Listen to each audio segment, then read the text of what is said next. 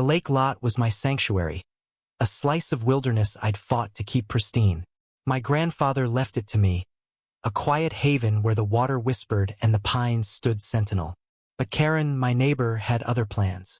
She'd always eyed my land like it was hers to command, her entitlement as sharp as the axe she once borrowed without asking.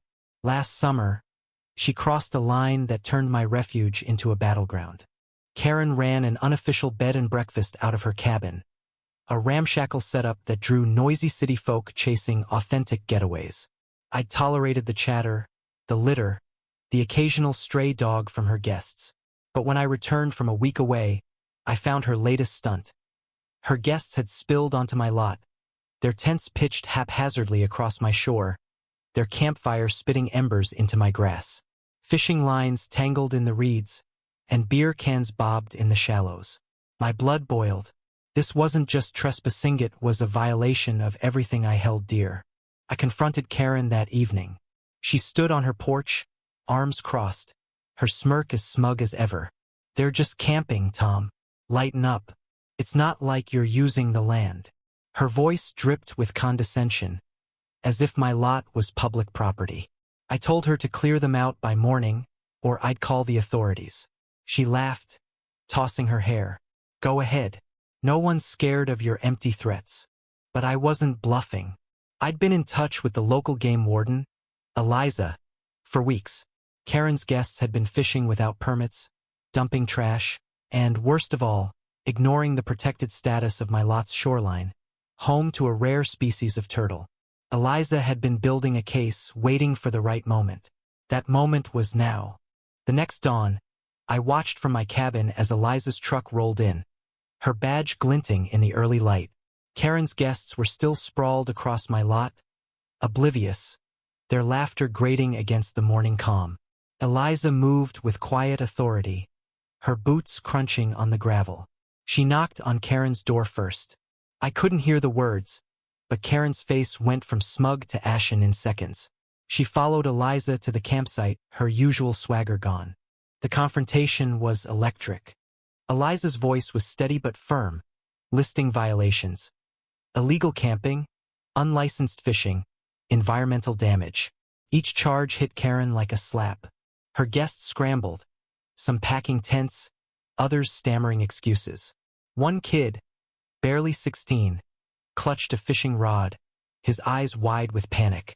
That's when the twist cameo man stepped forward from the group, unassuming, with wire-rimmed glasses and a quiet demeanor.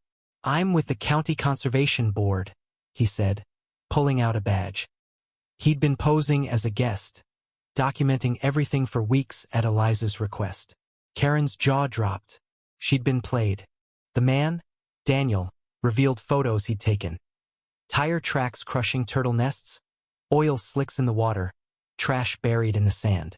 Karen tried to deflect, claiming she didn't know her guests were on my land.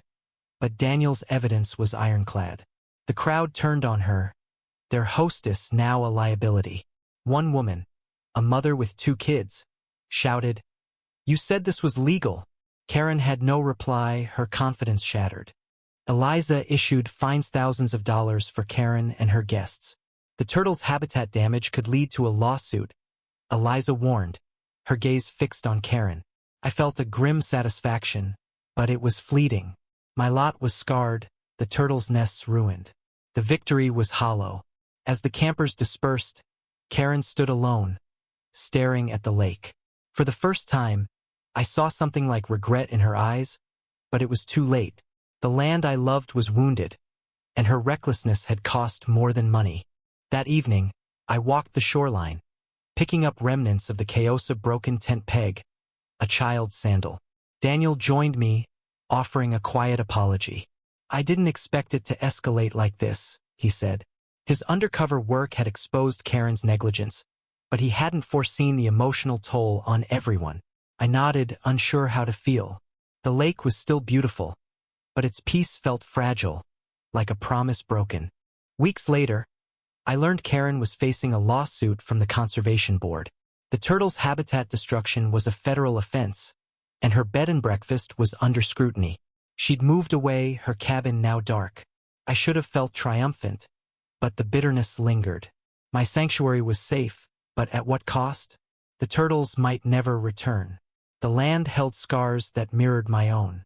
What would you do if your haven was invaded and justice left you empty? Share your thoughts below.